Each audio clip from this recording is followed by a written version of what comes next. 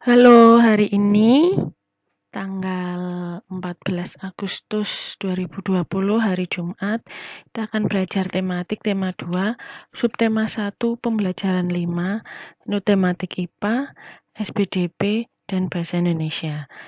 Diperhatikan dengan baik ya anak-anak. Terima kasih.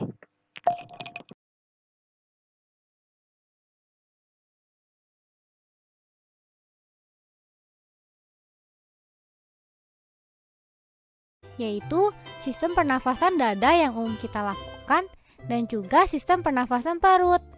Jelasin dong Pipo, apa sih perbedaan detailnya? Pernafasan dada terjadi karena gerakan tulang rusuk oleh otot-otot antar rusuk. Pengambilan udara terjadi saat otot antar rusuk berkontraksi atau mengerut, sehingga tulang rusuk terangkat ke atas menyebabkan rongga dada dan paru-paru membesar. Oh begitu, berarti pengeluaran udara terjadi saat otot antar rusuk berelaksasi atau mengendur. Saat itu, tulang rusuk turun ke posisi semula, menyebabkan rongga dada dan paru-paru mengecilkan. Ya, benar sekali. Lalu menurut kamu, bagaimana dengan pernafasan perut kita, Lula? Aku belum yakin banget sih Pipo, jelasin dong. Pernafasan perut terjadi karena gerakan otot diafragma, yaitu sekat yang membatasi antara rongga dada dan rongga perut. Pengambilan udara terjadi saat otot diafragma berkontraksi. Posisi diafragma mendatar menyebabkan rongga dada dan paru-paru membesar. Berarti pengeluaran udara terjadi saat otot diafragma berelaksasi. Posisi diafragma melengkung ke atas, lalu menyebabkan rongga dada dan paru-paru mengecil. You're right, Lula. Lalu, gimana kalau kita sesak nafas karena banyak asap? Itu akan kita bahas lagi dalam video selanjutnya.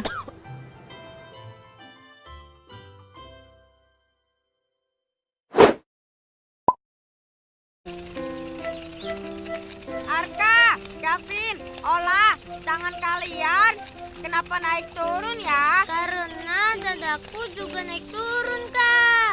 Kenapa dada kita naik turun ya? Itu tandanya kita sedang bernapas, Ola. Memangnya ada apa di dalam dada? Kenapa naik turun? Bernapas itu apa sih, Kak?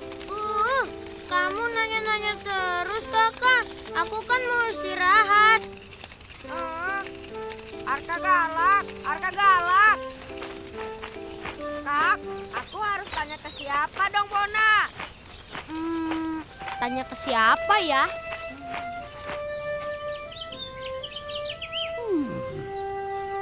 Membosankan juga. Tidak ada serangga baru di taman ini. Dan anak-anak juga tidak ada yang bermain. Nah, itu ada Profesor NC. Kita tanya pada Profesor NC saja, Kak. Aku jadi ikut penasaran sama pertanyaan kamu. Aku juga penasaran.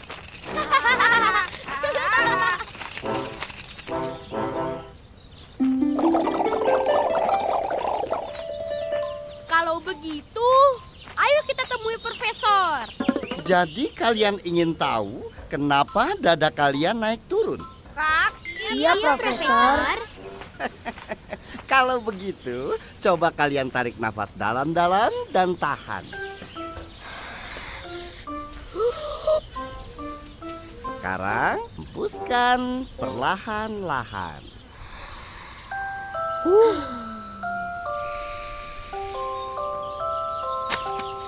apa itu, Profesor? Ini balon paru-paru. Kalian ingin tahu kan? Kenapa dada kalian naik turun ketika bernafas? Begini, paru-paru di dada kalian ada dua. Coba lihat, misalkan kedua balon di dalam botol ini adalah paru-paru kalian. Nah, lihat, kalau karet di bagian bawah botol ini ditarik, itu sama dengan saat dada kalian naik, yaitu saat kalian menghirup udara lewat hidung atau mulut. Nah, lihatlah, seperti ini, balon mengembang. Artinya, paru-paru kalian juga mengembang karena terisi udara yang masuk lewat hidung atau juga mulut. Nah, kalau karet ini dilepas, itu sama dengan saat dada kalian turun, yaitu di saat kalian membuang udara. Wah, paru-paru kita keren ya. Kak, tuh kan, untung aku tadi bertanya, Kak. Kamu sih Iya marah-marah. deh. Kak, Maaf ya kakak. Nah, sekarang siapa yang sudah bisa menjelaskan bagaimana cara kerja paru-paru? Aku bisa. Silakan Gavin. Silakan menjelaskan di dalam televisi, Vin. Asik. Teman-teman, beginilah cara kerja paru-paru kita. Waktu kita menarik napas, paru-paru jadi terisi udara, persis seperti balon di dalam botol ini. Nah, waktu kita membuang udara, paru-paru kita jadi mengempis, seperti balon di dalam botol ini. Itu sebabnya saat kita bernapas, dada kita terlihat naik turun. Kalian semua memang hebat.